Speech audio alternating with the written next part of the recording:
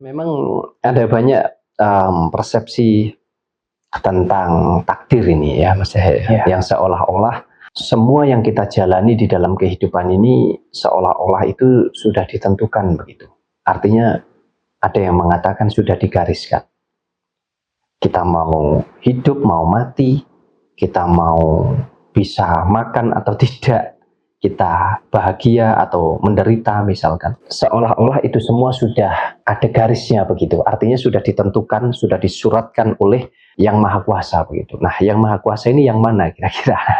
Tuhan yang mana ini yang mengatur takdir itu? Kenapa saya katakan saya tidak setuju? Tentunya ini juga tidak langsung ditelan mentah begitu saja, Mas Yahya. Kalau kita bicara tentang kehidupan ini, sejatinya hidup kita itu abadi, Mas Yahya. Jadi kehidupan di jagat raya atau di alam semesta itu abadi. Ya memang sudah hidup dari dulu gitu. Nah, kemudian yang baru dikatakan hidup itu adalah ketika ada wadah yang baru terbentuk. Satu contoh, ada bayi baru lahir, itu kan wadah daripada kehidupan. Oh, ada pohon baru tumbuh. Oh, ada binatang baru melahirkan misalkan. Ya, sehingga hal-hal yang baru ini dikatakan ini baru saja menjalani hidup, kurang lebih begitu. Tapi kehidupan itu sendiri sejatinya sudah ada.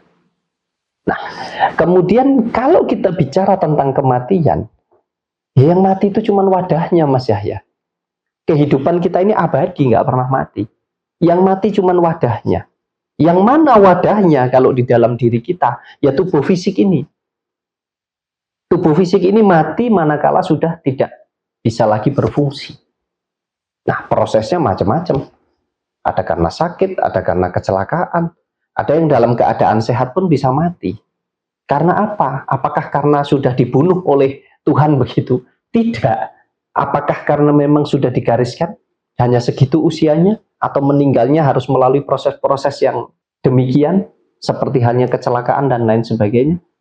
Nah, ini kalau kita bicara pakai logika, tentu kan seolah-olah Tuhan ini jadi jahat banget begitu. Ya, kenapa kita yang diciptakan harus dibunuh atau dimatikan lewat kecelakaan pesawat, lewat kecelakaan kereta api, mobil, dan lain sebagainya? Ini kan hal-hal yang saya rasa tidak sejalan ya dengan keyakinan kita tentang ketuhanan yang selalu kita gambarkan sebagai wujud daripada kebaikan itu sendiri. Kalau takdir itu memang sudah ditentukan, untuk apa kita bekerja keras, untuk apa kita berobat, misal kita sakit, kan itu menjadi gak berguna ya Mas. Kalau memang takdir itu sudah ditentukan. Ya, jadi ini untuk saya pribadi ya. Takdir itu adalah hasil akhir, atau bisa dikatakan garis finish. Ya, sedangkan nasib itu adalah proses. Nah, istilah-istilah ini tentu saja manusia yang membuat, Mas Yahya, bukan Tuhan begitu. Ya, jadi kalau sudah menemui garis finishnya dikatakan, oh ya takdirnya segitu. Oh itu sudah garisnya segitu gitu, Mas Yahya. Nah, padahal seharusnya cara berpikir kita ini tidak sesempit itu begitu. Satu contoh, apa yang dikatakan oleh Mas Yahya tadi. Ketika kita sakit, kenapa kita harus bingung berobat? Bukankah kalau memang sudah ada takdir yang sudah ditentukan, sudah digariskan tentang kita nanti bisa sehat atau mati, berarti harusnya kita hanya tinggal menunggu begitu. Iya. Tapi pasti nanti akan dibantah oleh orang-orang bahwa tidak seperti itu. Kita harus berusaha, kita harus berupaya bagaimana caranya supaya kita bisa sehat begitu. Ya, katanya sudah ketentuan. Nah, tapi dalam situasi dan kondisi tertentu, orang akan mengatakan bahwa ketika dia merasa lemah, dia akan mengatakan, ya ini sudah takdirnya begitu. Dia menghadapi masalah, dia kecelakaan, ini sudah garisnya begitu. Padahal disinilah kita ditugaskan untuk kita itu selalu waspada, selalu berhati-hati, selalu mempertimbangkan di dalam kita menjalani kehidupan kita. Supaya apa? Ya kita bisa meminimalisir semua resiko-resiko. Kita bisa meminimalisir semua masalah-masalah yang bisa saja terjadi di dalam hidup kita. Jadi nasib adalah sebuah proses perjalanan itu tadi menuju garis finish, dan garis finish itu adalah takdir. Nah, itu yang kita harus bedah lebih dalam, lebih luas supaya kita paham memaknai nasib itu sebagai apa dan takdir sebagai apa. Sehingga kita betul-betul bisa menjalani hidup ini sesuai gitu loh Mas Yahya, sesuai dengan langkah kehidupan yang memang ya harus kita jalani. Bahkan hal yang buruk sekalipun ya bisa jadi itu adalah langkah awal untuk kita menemui atau kita mendapatkan dan menerima hal-hal yang jauh lebih baik. Demikian pula sebaliknya, bisa jadi kita di awal menerima kebaikan, tapi karena kita nggak hati-hati, sesungguhnya kebaikan ini adalah jebakan, bahwa kita akan masuk ke dalam jurang yang sangat tidak baik sekali gitu loh. Ya. Artinya ya semua tergantung kita saja menjalani hidup ini. Ya, artinya takdir itu tergantung dari proses yang kita buat sendiri ya Mas. Oh, Ya, tentu. termasuk tentang umur panjang Mas. Ini bagaimana Mas caranya agar kita umur panjang Mas? Bagaimana caranya agar kita umur panjang? Mungkin setiap orang mempunyai cara yang berbeda-beda Mas Yahya ya.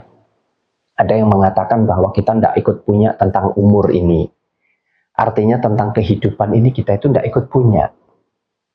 Kehidupan kita itu adalah milik daripada Sang Pencipta atau milik daripada yang memiliki sumber kehidupan itu sendiri. Nah, kita ini hanya punya hak atas tubuh fisik kita ini. Kita punya hak atas wadah jasmani ini. Ini kan wadah ya Mas Yahya. Ya. Isinya kan yang membuat kita hidup. Lah itu kan yang abadi. Tidak akan pernah mati, tidak akan pernah hilang. Dia akan selalu hidup, selalu ada, selalu kekal abadi. Yang nggak kekal, yang bisa musnah, bisa hilang, bisa mati, ada masa berlakunya. Itu adalah wadah fisik ini. Tubuh fisik kita ini Mas Yahya. Nah kalau Mas Yahya tanya, bagaimana caranya supaya kita bisa berumur panjang begitu. Saya secara pribadi mungkin pakai contoh hidup kita ini tentang gelas dan air saja. Jadi kalau kita ingin supaya gelas dan air itu bisa tetap terus menjadi satu, ya, maka kita harus merawat dua-duanya Mas Yahya. Tidak cukup kita hanya merawat gelasnya atau cawannya saja. Tetapi kita juga merawat airnya. Jadi kalau gelasnya dirawat tapi airnya dibiarkan kotor, maka air yang kotor ini akan merusak daripada cawan atau gelas tersebut. Sehingga gelas itu, karena gelas ini ada masa berlakunya. Tapi kalau air nggak ada masa berlakunya Mas Yahya. Air ya abadi, tetap air. Mau dirubah seperti apapun ya tetap air. Tapi kalau gelas ini ada masa berlakunya gitu Mas Yahya. Artinya gelas ini itu bisa mengalami korosi, bisa pecah. Kualitasnya tergantung penciptanya, tergantung pabriknya. Makanya berbeda-beda bentuk, berbeda-beda warna, berbeda-beda ukuran, berbeda-beda kualitas dan lain sebagainya. Intinya gelas ini atau cawan ini ada masa berlakunya. Makanya kalau kita taruh di tempat sembarangan, maka dia akan mudah terjatuh, bisa disenggol macam-macam sehingga dia mudah terjatuh dan mudah pecah. Sehingga terpisahlah air dan gelas tersebut. Nah sebaliknya, ketika kita hanya fokus untuk merawat gelas, tapi kita nggak fokus merawat air, hal yang sama juga akan terjadi. Jadi dua-duanya ini memang harus kita rawat. Airnya senantiasa dijaga, dirawat kebersihannya, kejernihannya, supaya manfaatnya tetap bagus, tetap maksimal. Dan gelas ini juga dijaga, dirawat, supaya fungsinya juga tetap maksimal. Ya, pasti akan awet gitu loh Mas Yahya. Sama halnya dengan tubuh kita. Nah, tubuh kita ini kan terdiri dari dua unsur. Yang satu fakta, yang satu goib. Yang fakta yang mana ya? Tubuh fisik ini. Ini perlu sekali kita jaga, kita rawat. Masa pingin panjang umur tapi ini diisi racun terus? Nggak dijaga kesehatannya. Mulai dari kebersihan, makanan, minuman, aktivitas, istirahat, pola hidup secara keseluruhan. Ya nggak ketemu. Betul nggak?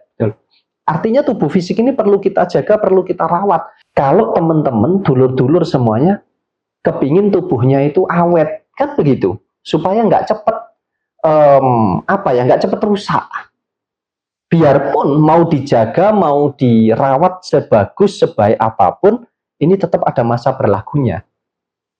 Ya, Ada masa berlakunya, pasti akan merapuh, akan menua dan lain sebagainya. Ya itu yang disebut masa berlaku itu tadi. Ada batasannya gitu Mas Yahya. ya kalau kita rawat ya tentu akan jauh lebih Oh iya, panjang pasti. dari biasanya ya. Kalau dirawat, tubuh fisik ini kalau dibiarkan nggak dirawat, pasti akan cepat tua, akan cepat lemah. Fungsinya nggak bisa maksimal. Tapi kalau dirawat, pasti bahkan sampai usia 70, 80 mungkin masih seger Mas Yahya. Masih bugar. Masih berfungsi dengan baik semuanya. Ini sudah banyak contohnya. Dan itu sangat nyata sekali. Demikian juga dengan unsur yang bersifat gaib yang ada di dalam diri kita. Kalau tubuh fisik ini diibaratkan cawan atau gelas, maka yang bersifat gaib di dalam diri kita yang disebut kehidupan ini adalah, kita ambil contoh perumpamaan sebagai air itu tadi. Artinya apa? Ada kehidupan raga, tubuh fisik ini, dan ada kehidupan jiwa. Yang mana kehidupan jiwa juga perlu kita rawat dan kita jaga. Kebersihannya, kejernihannya, kemurniannya. Supaya tetap terjaga dan terawat Mas Yahya. Nah dengan cara apa? Ini kalau mau dikembangkan lagi, kita ini loh dikasih mesin itu cuma 2 di dalam tubuh kita Mas Yahya. Mesin untuk ngurusi hal-hal yang fakta yang sangat nyata sekali. Untuk keberlangsungan hidup yang fakta. Itu ada di dalam otak. Jadi sejauh mana kita bisa memfungsikan, kita bisa menjaga, merawat otak kita, menjalankannya, menggunakannya dengan maksimal, dengan baik. Maka kehidupan kita yang fakta ini juga akan terjalani dengan baik. Tetapi manakala otak ini tidak kita fungsikan dengan maksimal sebagaimana mestinya, ya niscaya kehidupan ini juga tidak akan bisa maksimal gitu loh Mas. Nah, kemudian yang satunya lagi apa? Untuk menghidupkan yang gaib itu tadi, batiniah kita. Sering kita menyebut secara sederhana itu hati. Bagaimana kita mampu menjaga hati kita atau batiniah kita? Nah, inilah yang kita harus pahami supaya jiwa kita juga terawat, raga kita juga terawat. Makanya ada kesehatan jiwa, ada juga kesehatan raga. Ada orang dalam gangguan jiwa, iya enggak? Ya. Ada orang juga yang terganggu kesehatan raganya. Nah ini 2 hal yang harus kita pelajari. Jadi secara sederhana, kalau kita ingin supaya umur kita panjang, atau sumber daripada kehidupan ini tetap berada di tempat kita, ya minimal kita jaga dan kita rawat kehidupan kita dua-duanya. Baik kehidupan jiwa maupun kehidupan raganya. Kita jaga, kita rawat dengan baik, dengan benar, ya niscaya ini akan terus berfungsi dengan baik. Tapi lepas dari itu semua, karena kita ini hidup di alam semesta, kita tidak hidup sendiri, ya Mas Yahya ya, yang mana, mohon maaf ini, ya, kita belajar dari daun saja di pohon itu, tidak selalu daun yang kering itu yang terjatuh. Tapi bisa jadi daun yang masih baru tumbuh saja terjatuh, bahkan rantingnya patah dan lain sebagainya. Nah, ini pelajaran hidup. Di situ tujuannya untuk apa? Mengingatkan kita supaya kita ini selalu hati-hati, selalu waspada, selalu mau menjaga dan selalu mau merawat kehidupan ini. Karena apa? Kehidupannya kita tidak ikut punya. Kita hanya punya hak atas wadah daripada kehidupan itu sendiri, yaitu tubuh fisik ini. Makanya kita jaga, kita rawat. Dua-duanya ya niscaya akan berumur panjang Mas Yahya.